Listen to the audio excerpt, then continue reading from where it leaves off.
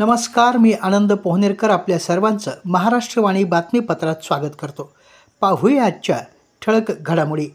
बाळगोपाळांपासून ते वृद्धांपर्यंत सर्वांचा लाडका असलेला बुद्धिदाता, सुखकर्ता, दुःखहर्ता लाडक्या बाप्पाच्या आगमनासाठी केवळ 2 दिवस उरले असून बाप्पाच्या स्वागतासाठी बाजारपेठा फुलून गेल्या आहेत.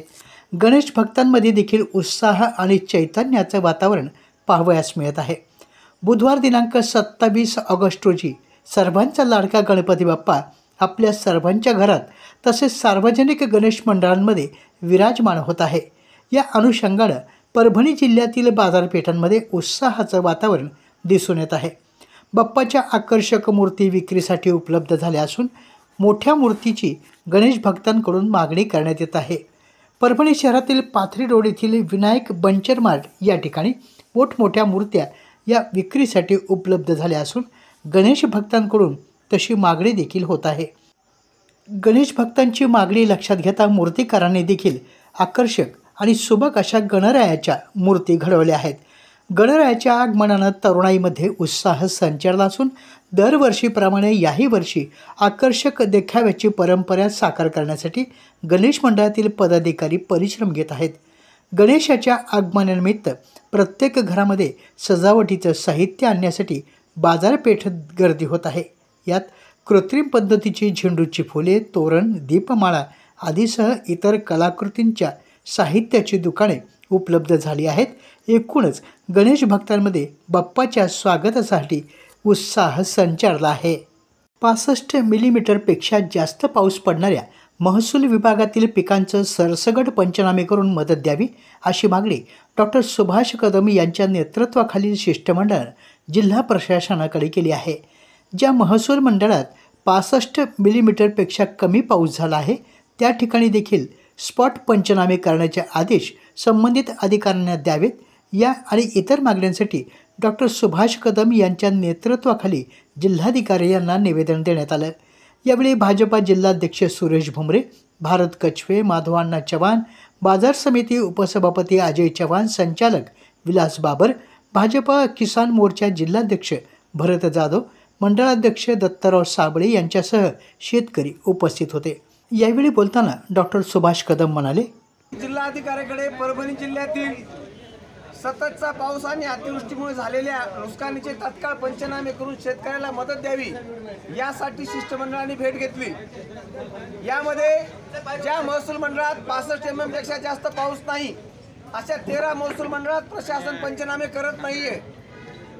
विशेषतः दैतना महसूल मंडळ असेल, मातपुरी असेल, जांब असेल या ठिकाणचे शेतकरी मोठ्या संख्येने आले आणि वैयक्तिक अर्ज केले आणि सततच्या पावसाच्या हेडखाली आमचे तात्काळ पंचनामे करून आम्हाला मदत द्यावी असं आग्रहाची विनंती माननीय जिल्हाधिकाऱ्यांना केली आणि माननीय जिल्हाधिकाऱ्यांनी या विषयात तात्काळ टेक्निकल चर्चा करून फील्डवर पाठवून जी काय स्थिती तिची अवगत करून जे काय मदत करता येईल ते आम्ही करू असं आश्वासन दिलंय. पुढचं महाराष्ट्र राज्य वीज मंडळ कर्मचारी सहकारी पतसंस्था मर्यादित जिल्हा परभणीच्या पतसंस्थेची वार्षिक सर्वसाधारण सभा 24 ऑगस्ट रोजी संपन्न झाली. सदर सभेमध्ये गुणवंत पाल्यांचा गौरव करण्यात आला असून सेवानिवृत्त सभासदांचा यथोचित सत्कार करण्यात आला. सभासदांची कर्ज मागणी 15 लाखाहून 18 लाख अशी करण्यात आली. सदर सभा प्रसाद सिंगणापूरकर यांच्या अध्यक्षतेखाली घेण्यात आली. भौतिकशास्त्र विषयाची व्याप्ती ब्रह्मांडापासून ते अतिसूक्ष्म अणुरेणूपर्यंत आहे. अलीकडेच कृत्रिम बुद्धिमत्तेनं मानवाच्या प्रत्येक क्षेत्रात शिरकाव केला आहे. मुळात हे क्षेत्र भौतिकशास्त्र आणि गणित विषयाशी निगडीत आहे. त्यामुळे विद्यार्थ्यांनी भौतिकशास्त्रातल्या विविध संधी ओळखून या विषयात पारंगत होऊन आपलं उज्ज्वल भविष्य घडवावं असं आवाहन शारदा महाविद्यालयाचे प्राध्यापक डॉक्टर सचिन खडके यांनी केलं. परभणीतील श्री शिवाजी महाविद्यालयातील भौतिकशास्त्र अभ्यास मंडळाचं उद्घाटन BSc प्रथम वर्षाच्या विद्यार्थ्यांसाठी आयोजित स्वागत समारंभ प्रसंगी ते बोलत होते. कार्यक्रमाच्या अध्यक्षस्थानी विभाग प्रमुख तथा उपप्राचार्य डॉक्टर श्रीनिवास केशेट्टी होते.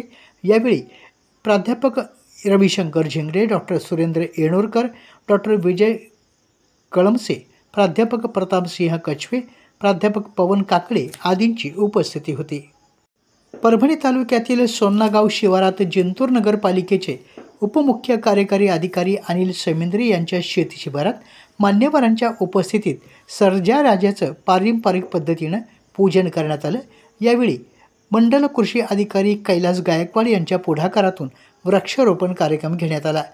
यावेळी डॉक्टर भगवान धुतमल, प्राध्यापक डॉक्टर विजया नांदापूरकर, संध्या समेंद्रे, प्राध्यापक डॉक्टर सुधीर इंगळे, प्राध्यापक डॉक्टर मदन परतूरकर, मुख्याध्यापक राजेंद्र गाडेकर आदींसह मान्यवर उपस्थित होते।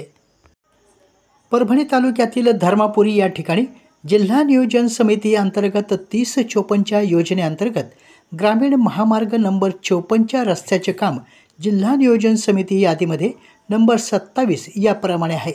सदरील काम हे 40 लाख रुपयाचे असून हे काम धर्मापुरी ग्रामीण महामार्ग 54 या ठिकाणी झालेलं नाही।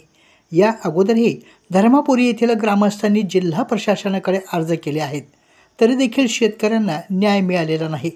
वारंवार संबंधित जिल्हा परिषद अभियंता, गुत्तेदार आणि शासकीय अधिकारी यांच्याशी चर्चा केली असता सदरील काम लवकरात लवकर अंदाजपत्रकाप्रमाणे तयार करून द्यावे असे जिल्हा प्रशासनाचे आदेश आहेत।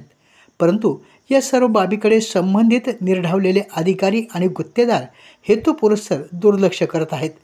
सदरील रस्त्याचे काम हे न करताच बिल मात्र उचलून घेण्यात आले आहे। ही खेदाची बाब आहे। या सर्व बाबींमुळे शेतकऱ्यांमध्ये तीव्र असंतोष निर्माण झाला आहे। हे काम 2 दिवसापासून थातुरमातुर पद्धतीने करण्याचा प्रयत्न होत आहे। त्यामुळे जिल्हा प्रशासनानं हे काम थांबवून त्याची योग्य चौकशी करावी। त्याचप्रमाणे जिल्हा नियोजन समिती अंतर्गत झालेल्या 40 लाख रुपयाचे कोणतेही काम न करता या ठिकाणी संबंधित ठेकेदारानं या कामाचा निधी उचलून घेतला आहे। याही कामाची सखोल चौकशी करून गावाच्या रस्त्याचं काम पूर्ण करावं आणि काम न करता बिल उचलणाऱ्या ठेकेदारावर योग्य ती कार्यवाही करावी। या मागणीसाठी युवा नेते संतोष देशमुख यांच्या नेतृत्वाखाली रास्ता रोको आंदोलन करण्यात आलं। यावेळी देवराव बेटकर, मीरा कदम, रवींद्र डोंगरे, सुरेश कदम, गोपाळ कदम, परसराव कदम, बाजीराव रिंगे, सुभाष जाधव यांच्यासह असंख्य शेतकरी यावेळी उपस्थित होते।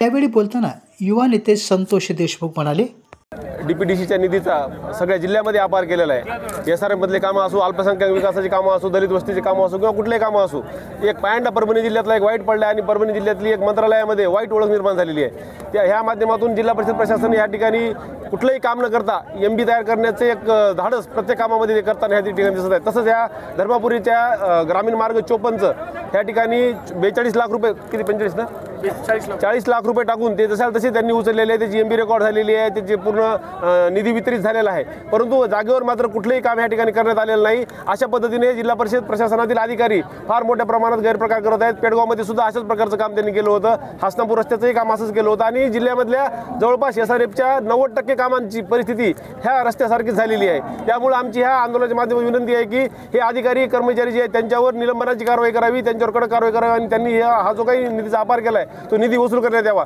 परंतु जिल्हा प्रशासन या ठिकाणी काय करायला, अशा तक्रारी ज्या ठिकाणी आल्या त्या ठिकाणचे काम आज चालू करून ते काम कंप्लीट करून द्यायले आणि कुठेतरी त्या चोराला पाठीशी घालण्याचा प्रयत्न, अधिकाऱ्यांना, भ्रष्टाचारी अधिकाऱ्यांना पाठीशी घालण्याचा प्रयत्न ह्या ठिकाणी जिल्हा परिषद प्रशासनाकडून होताना आम्हाला सातत्याने दिसतोय। म्हणून आज ह्या ठिकाणी सुद्धा हा गुत्तेदार कालपासून काम करून द्यायला तयार झालेला आहे। परंतु तसं न करता त्यांनी ज्या लोकांनी ह्याच्यामध्ये अपार केला त्यांच्यावर कायदेशीर कारवाई करून नंतर ते काम करून देण्यात यावं अशी मागणी या ठिकाणी धर्मापुरीतले सरपंच, उपसरपंच, सगळे गावकरी, ग्रामपंचायत सदस्य आणि पंचक्रोशीतील नागरिकांची आहे। अधिकारी कर्मचारी, दोषी अधिकारी कर्मचाऱ्यांवर कारवाई करा आणि नंतर त्या रस्त्याचं काम चालू करा अशी एक रास्त मागणी ह्या ठिकाणी ह्या आंदोलनाच्या माध्यमातून करण्यात आलेली आहे। ती मागणी जोपर्यंत मान्य होत नाही आणि जबाबदार अधिकारी त्या संदर्भात आम्हाला शब्द देत नाही तोपर्यंत हे आंदोलन आम्ही ह्या ठिकाणी थांबवणार नाही। आपल्या जिल्ह्यातील अपडेट बातम्या पाहण्यासाठी आमच्या महाराष्ट्रवाणी या चॅनलला लाईक करा, सबस्क्राईब करा आणि शेअर करा। धन्यवाद।